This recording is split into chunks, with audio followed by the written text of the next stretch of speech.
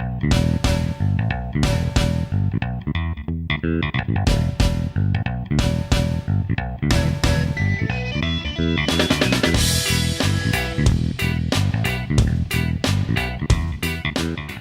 boys and girls, and welcome back to the Carla Crappy Show. We are down to the nitty gritty. We're going to get this show on the road. We are down. We're taping this on the fourth day of Bowlapalooza. Yes, the games that we've talked about. Because we have to hurry up and finish this show. I got to go watch my Cheez-Its Bowl. Right. Yes. So we're going to get this. We're going to get this done. You'll be, by the time you see this on Thursday, if everything goes well, you have like an entire weekend of bowl games. You'll get to take a day off and watch some NFL on Sunday, and then of my Steeler fans. Maybe we can talk about what my Steeler fans might need to happen on Sunday, and then there are more bowl games. So bowl games. Yep. So this is a no-win thing. But for we're actually going to. This is the show where Carla and I talk about the semifinals, which are coming up on the 29th. That's Saturday. Carla's down in Florida. She's down like in the middle of where all the bowl games are. And I am. Hi. So that's the reason my hair is frizzy. For those of you watching on the vidcast, yeah, I don't look normal. Because we just spent the evening in St. Augustine. And it was lovely. But yeah, that's what Florida humidity does to my hair. But I was going to say, I mean, it's humid in Nashville. I've been to Nashville. It's humid in Nashville, but not like Florida humid. But not Florida humid. Yeah, okay. No. It's Florida humid at least this time of year. It doesn't really feel that humid outside. You just don't really even notice it, and then you get back in the car and you're like, oh, wait, I look silly. And we literally just got back, so I didn't have time to really do anything. But it's been a lovely visit in Florida. Nice. And I'm going to be down there in a couple of days. We'll actually be in Florida in Naples, my sister's house, for the two semifinal games. Also for Michigan and Florida, which will be fun. With the Big Ten thing versus the Gators, which is where my nephew now goes to school. So we'll see how that goes. That'll be an interesting thing. So just all kinds of the amount of awesome, if you're a football fan, coming up in the next week is just ridiculous. And then we still have the national title game to get to, which you and I will do one more show. Yes, we will. And talk about that one once we know who that matchup is. Before we get there, as we do, we don't really have like a just one thing to talk about last weekend, because there's Heisman trophies, there's offseason, there's coaching changes, and then the games that have been played already. Carla, do you have a just one-ish kind of post regular season thing? Maybe, kind of. I mean, we've been and then mix in the holidays with all this, and things are a little bit bonkers. And, we did the Bowlapalooza show, and a lot of the Bowlapalooza games I've been keeping track of on my handy-dandy mobile device as opposed to sitting in front of a TV because we've been driving. And so, scores and things that have kind of gotten my attention. We talked about the Armed Forces Bowl on Bowlapalooza. Army hung 70 on Houston. Didn't see a minute of that game, but I was watching that score going, holy cow, what's happening there? We were in gridlock. We were in gridlock on I-95. And apparently the Army Knights were not. They obviously were scoring a lot more than we were moving on I-95. Okay, yeah. Wake somehow beat Memphis. That's a good win. It's a great win for Wake. I still don't understand how that happened, and I've read recaps of that game, and I don't really understand that because Memphis is the better football team there, so I'm not really sure what all happened there. Bahamas Bowl was silly fun. Missed the whole thing, but I heard that was stupid silly. So it's been a good bowl season so far. Your Bobcats looked really good. They looked awesome. That was to get a shutout in that game was that's big. That was a fabulous effort. Great way to wrap up the year. But it's been fun. It's going to be even more fun now that we're starting to get into some of the more serious games. We have a few more kind of weird sponsorship, the aforementioned Cheez-It Bowl that's happening. Cheez-It Bowl. And we had a bowl game canceled today. First time in NCAA history that we had a bowl game canceled. So yeah, it's been kind of a wacky bowl season. Which game was that? It was played in the Cotton Bowl. It was the First Responders Bowl. First Responder Bowl. Do yourself a favor, folks. Go find the First Responder Bowl's Twitter account, the bowl games account, not one of the team accounts, because whoever was running the account did this sort of play-by-play of what was going on in the Cotton Bowl while they were waiting to find out about, what is the weather going to break, what's going on, what music's being played, what are these people doing. It's really funny. So go back and find that, because it's a tremendous social media effort. Obviously, I have been preoccupied in my postseason. I don't want. I'm not going to spend a ton of time gloating here, because my record of being right on my own college football show is actually pretty awful. For all of us. Yeah, I mean, we're supposed to know what we sound like. We're supposed to sound like we know what we're talking about, and much of the time, I certainly have no idea. But I will point out that I was like back at the end of November or end of October, I was right. Yes. About what was going to happen in Columbus after the Michigan game. And it's been predictably interesting since then. And I think, I guess the thing is, as I look forward to the Rose Bowl, and I would be looking forward to the Rose Bowl regardless. That is a great outcome of the season. And Urban, being Urban, immediately, like post game, as soon as we found out where we're going on the Sunday after Michigan game, it's like, we have an opportunity to go play in the Rose Bowl. And he's stoked about it because he has not been ever in his career. And I think it's important for Ohio State to not just win in the Rose Bowl, but to win kind of big. Because I mean, it is predictable. With this coaching switch, we've already been through the early signing period, and there was some turnover stuff that happened in Columbus. Dwan Mathis, I think a 4-star quarterback, was committed to Ohio State. He flipped. He went to Georgia, which there's a karma thing that might happen with that. I'm not sure. I know there were a couple other commits in the 2020 class who have reopened recruitment. I often point out that I don't have any inside information about Ohio State football, but in this case, I actually do, because this kid is a very good friend of one of my nephews, St. Thomas Aquinas outside linebacker Jarek Wingo.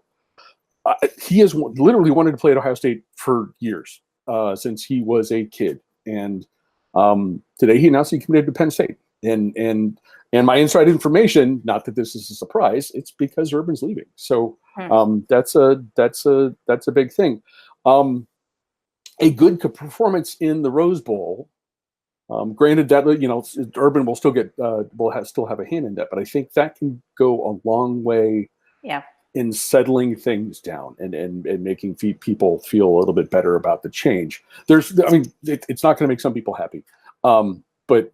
And one thing that it could do, it could be that, and this is the karma thing with Georgia, quarterback there, Justin Fields, is considering a transfer, and Ohio State is reportedly at or near the top of his list. So a solid performance there, coupled with the imminent departure of Dwayne Haskins, that could open that door there. So that's sort of what I'm enjoying the bowl season, as I always do, and I will enjoy the Rose Bowl just because on its face it is the Rose Bowl. But boy, that would go a long way in sort of making everyone feel a little more comfortable about the transition that's about to happen in Columbus. So yeah, it would, and also how quickly do they get on the coaching train, having worked in that industry previously and talked to kids that decommit when there's coaching upheavals, and sometimes they end up going back to the school if they're happy with the way that process went and how quickly and what's the names they put in place.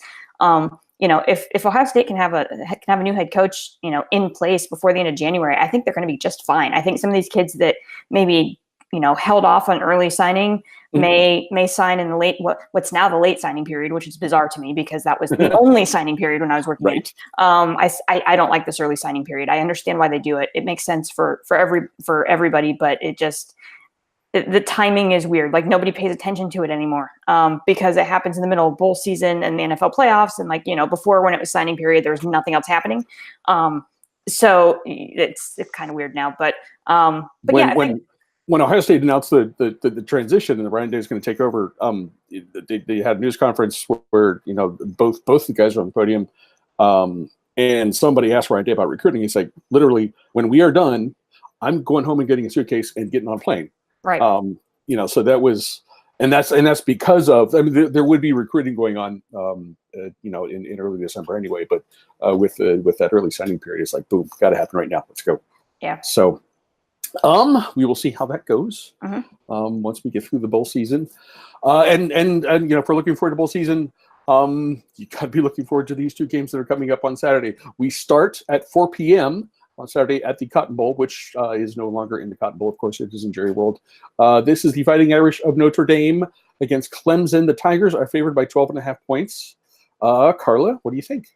This is out of the two games. I think this one is slightly more intriguing than the later game. Okay. Just a little bit. Okay. Because, and here's why. Because you have a really young quarterback in Trevor Lawrence at Clemson. And this is obviously a huge stage. And we're going to see, because once Trevor took over at quarterback, Clemson didn't really have a lot of tests coming down the stretch. I mean, their margin of victory, I was trying to do the math on it, because college football stats does not keep track of average margin of victory, which they should, but they don't.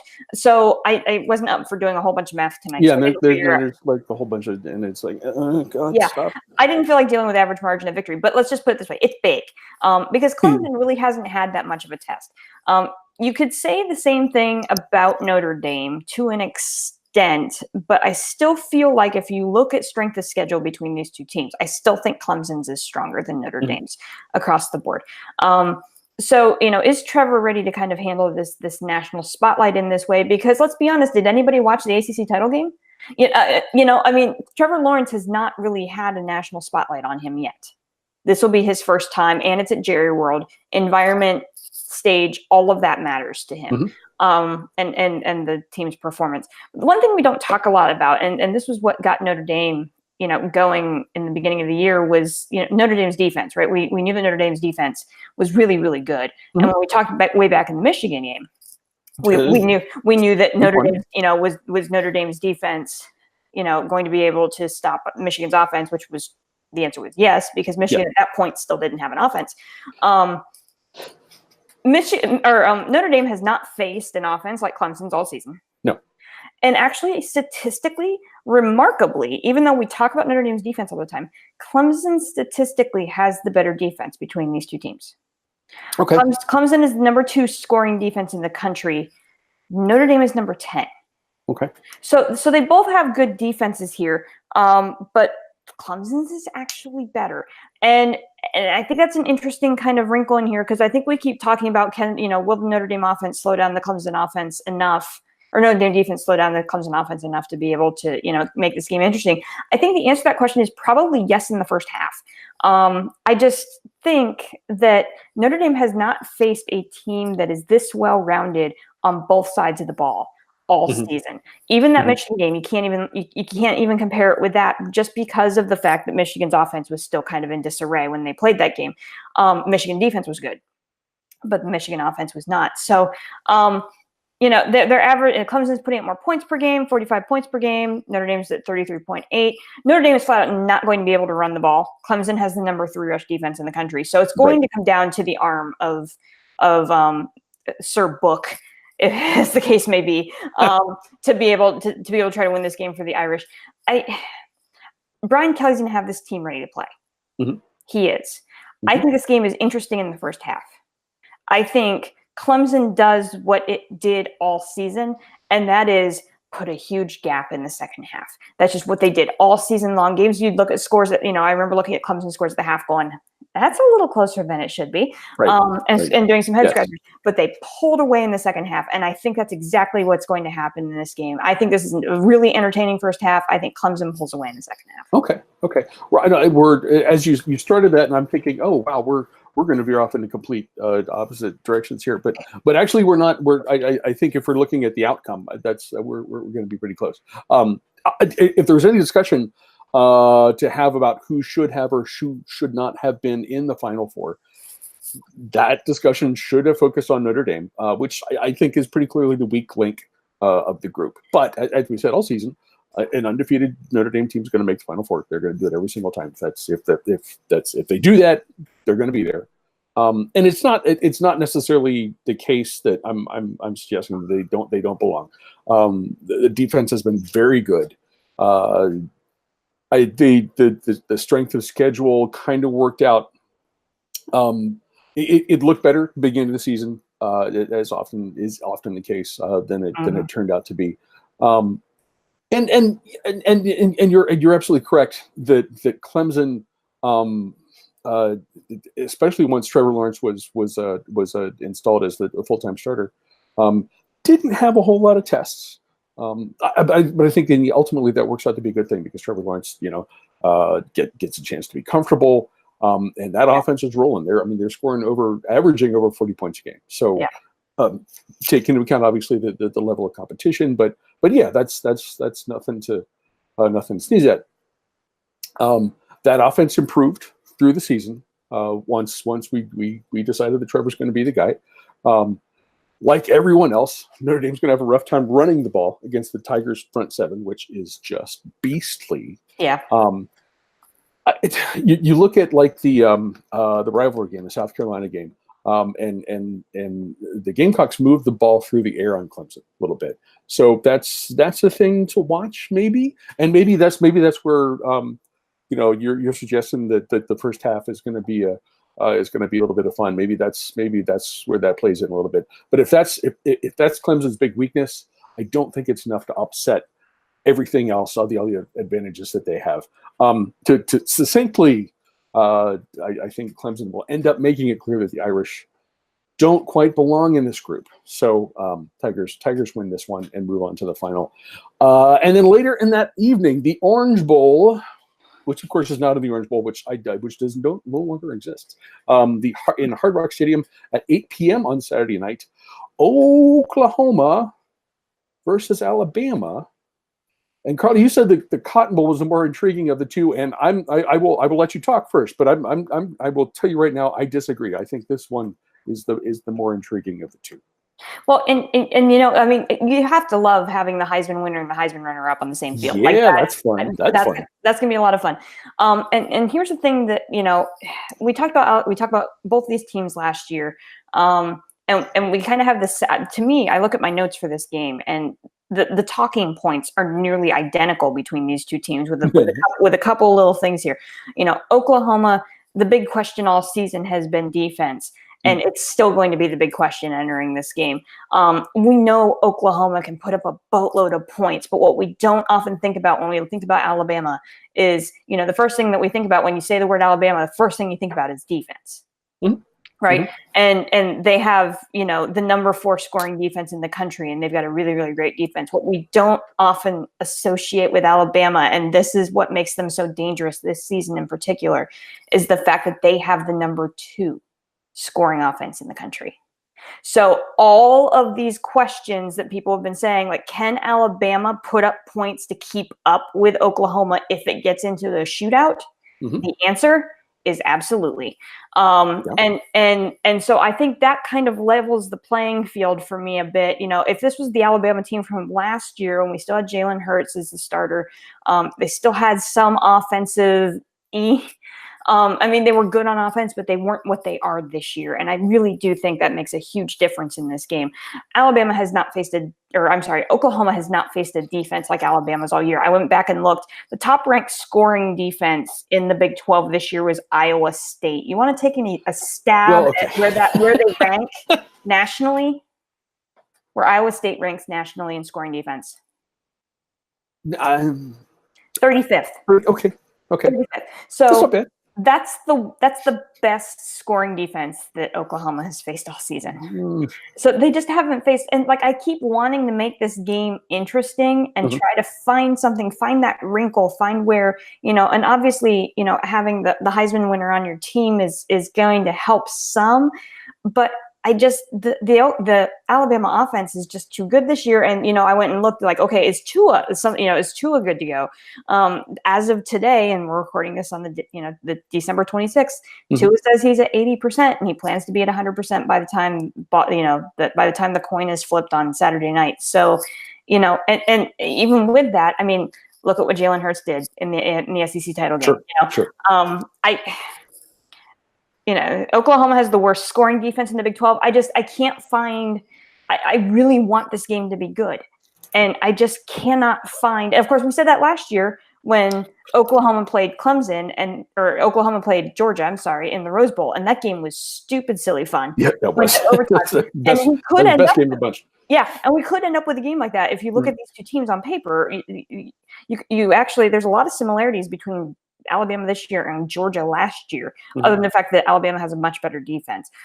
So could we end up in a shootout? Yeah, we could. I don't think the Alabama defense will let it. Alabama's going to win this game. And I really want this. I just hope that the game is competitive to keep it entertaining, because otherwise everybody's going to flip it off at halftime. So yeah, Alabama wins. Sorry. Okay. You could be right about this. And let's be honest, you're probably right about this. But I think a large part of this depends on how Alabama approaches this game.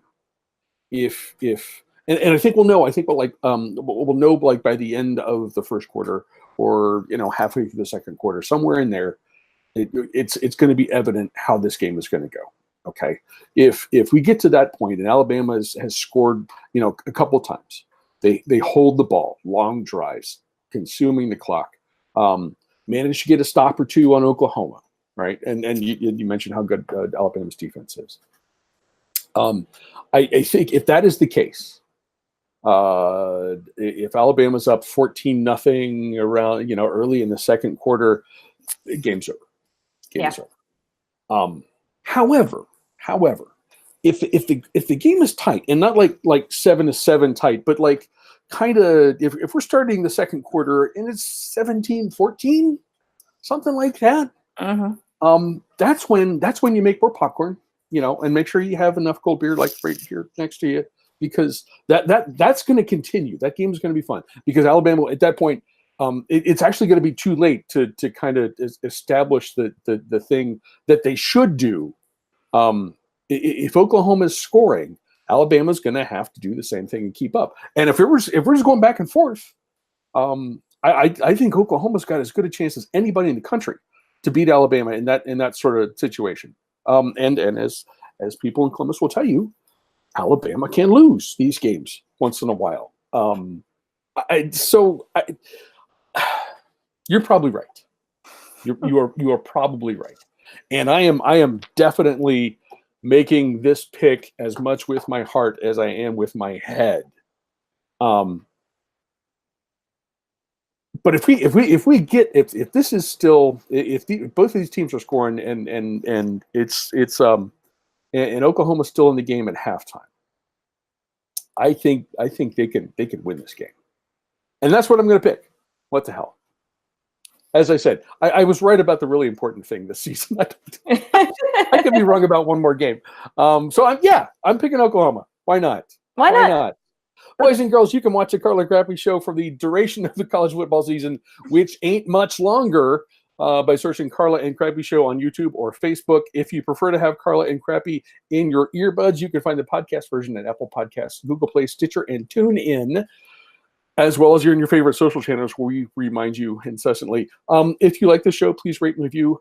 If you do not, mind your own damn business. Carla, can the Browns beat the Ravens on Sunday? I certainly hope so. That's not what I asked you. Baltimore's a 6-point favorite. This is fun because we've got Lamar Jackson against Sam Brad. No, who's your quarterback? Not Sam Brad. Baker Mayfield. Wrong Oklahoma quarterback. Sorry. I'm tired. It's been a week. No, you're good. You're good. I love the fact that we have essentially two rookies going against each other for a playoff spot on the line. That's just stupid, silly fun. Yes, I think the Browns can win. I do. I having nearly lost to the Browns before Baker Mayfield took over, the tie in week 1, they've put together a nice team. They're looking good. They're sitting at 500, Yes, I do. And I would think even more strongly about that if this game was in Cleveland. This game was in Paul Brown. If this game was in Paul Brown, I would put money on the Browns winning this game. They have been lights out at home, which is not a thing that I've been able to say for a very long time. And I think they can. I think they can beat Baltimore. And boy, I would enjoy my off season if the Browns win was what got Yins' Steelers into the playoffs. I would enjoy that immensely. For the people who are listening and not watching, I am wearing a Browns jersey for this edition of the Carla and Crappy Show. For the first time ever, I think. It's 7 seasons. Maybe. Well, when have I had a reason to? Exactly. In the last 7 years. Exactly. That's what I mean. So everybody, as we mentioned, we've got national semifinal games coming up. We've just got all of the awesome bowl games coming up. We have some meaningful Cleveland NFL football coming up this weekend. And we hope you enjoy all of it. Carla, keep Florida warm for me. I'll be down there in a couple days. I'll try that. We got a flood of Penn State fans on their way here too, so it's all good. Because we've got a good matchup on January 1st with Kentucky. That's going to be a good game. Circle that one. That's going to be a fun game. Penn State should win that game, but man, that's going to be fun. Go Penn State. Go Big Ten. Go Big Ten. Yep. Go Browns. And I have to say, go Browns. I can't believe I'm saying that. Go Browns. This has been recorded. It's going to be on the internet. It's going to be on the internet. I just said go Browns. On the internet forever. I love it. Guys, thank you very much for watching. And enjoy the hell out of this week. And we will be back one more time to talk about the national title game. Have fun, everyone. We'll talk to you later.